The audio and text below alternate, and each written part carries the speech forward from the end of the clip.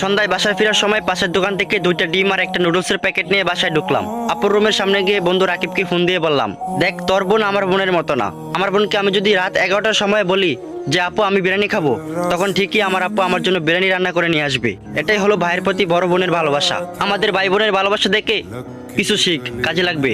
তারপর আমি ফোনটা রেখে হাসি মুখে আপুর রুমে ঢুকলাম। তখন দেখি আপু এক মনে বইয়ের দিকে তাকিয়ে আছে। আমি একটু কাশির আওয়াজ করতেই আপু আমার দিকে তাকিয়ে বলল, আমাকে কি তোর গাড়ির টিউবের মতো মনে হয় যে তুই হাওয়া দিবি আর আমি ফুলবো?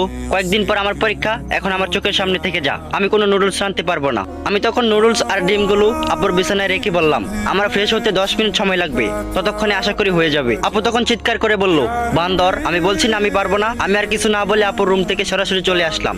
আমি ঠিকই জানি আপু 10 মিনিট পর আমার জন্য নুডলস রান্না করে নিয়ে আসবে। পরদিন সকালে আমার গার্লফ্রেন্ড শ্রাবণীর সাথে দেখা করতে যাব, অথচ আমার হাতে একটা টাকাও নাই। আমি তখন আপুর রুমে গিয়ে দেখলাম আপু ব্যালকনিতে ফুল গাছে পানি দিচ্ছে। আমি তখন আপুর পাশে গিয়ে বসলাম এবং বললাম যে আপু, তুই জানিস আমি তোকে কতটা ভালোবাসি। আপু তখন বিরক্তিকর চোখে আমার দিকে তাকিয়ে বলল, আমি এখন তোর কোনো ময়লা কাপড় চোপড় ধুতে পারবো না, আর আমার হাতে এখন একটা টাকাও নাই। আমি তখন অসহায়ের মতো আপুর দিকে তাকিয়ে বললাম, তুই সবসময় আমায় ভুল বুঝিস। যাই হোক, তোকে একটা কথা বলতে এসেছি। গলির মোড়ে একটা লোক অর্কিডের চারা গাছ নিয়ে বসে আছে, আর একটা অর্কিডের চারা 100 টাকা করে মাত্র।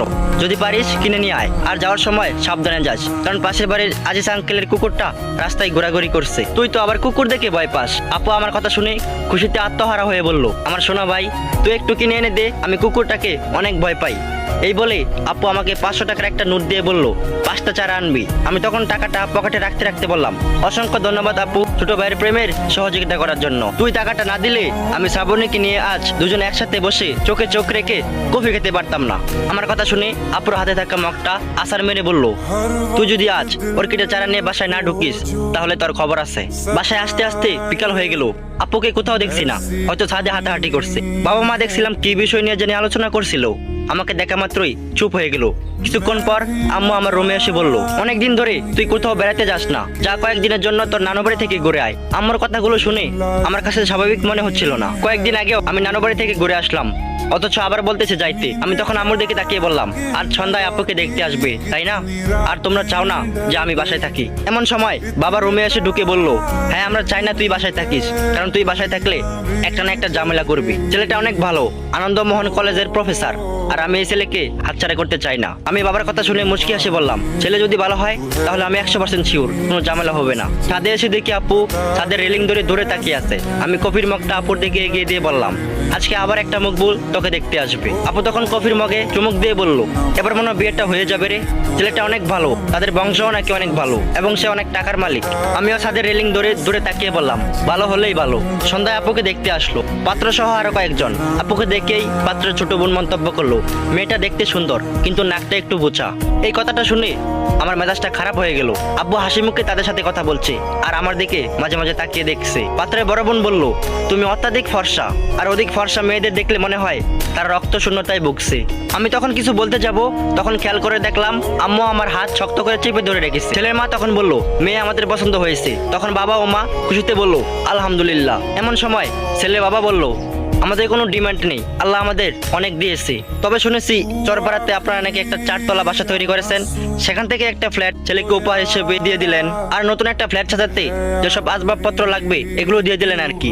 এগুলোকে আবার যৌতুক মনে করেন না যে, কারণ এইগুলোতে তো আপনার মেয়েই থাকবে না। এসব কথা শুনে আর চুপ করে থাকা যায় না। আমি তখন হাসতে হাসতে বললাম, হ্যাঁ অবশ্যই দিব, তবে আমাদের কিছু আবদার আছে। ছেলের বাবা তখন অবাক হয়ে বলল, কি আবদার? আমি তখন ছেলের বাবাকে বললাম, আমার বোনের পায়ের নুপুর থেকে মাথার টিকলি পর্যন্ত সবকিছু হীরার হতে হবে, এবং যে ফ্ল্যাটে আমি আমার বোনকে দিব ওই ফ্ল্যাটে শুধু আমার বোন এবং তার হাজবেন্ড থাকতে পারবে, অন্য কেউ থাকতে পারবে না। এবং নির্দিষ্ট একটা সময়ে আপনি এবং আপনার স্ত্রী নিজেদের ইচ্ছায় বৃদ্ধাশ্রমে চলে যাবেন, কারণ আপনাদের সেবা আমার বোন করতে পারবে না। আমার মুখের কথা শুনে পাত্র রেগে গিয়ে বলল, তুমি কি আমাদের অপমান করছো নাকি? আমি তখন মুচকি হাসি বললাম, যাদের কোনো মান সম্মানই নেই তাদের আবার অপমান কিভাবে করে? আপনাদের মতো কিছু ছোট লোক আছে যারা বিয়ের নামে মেয়েদের বাড়িতে গিয়ে ভিক্ষা করে। পাত্রী ছোট বোনের দিকে তাকিয়ে বললাম, আয়নায় আগে নিজের নাকটা দেখে তারপরে অন্যজনের নাক নিয়ে মন্তব্য করবেন।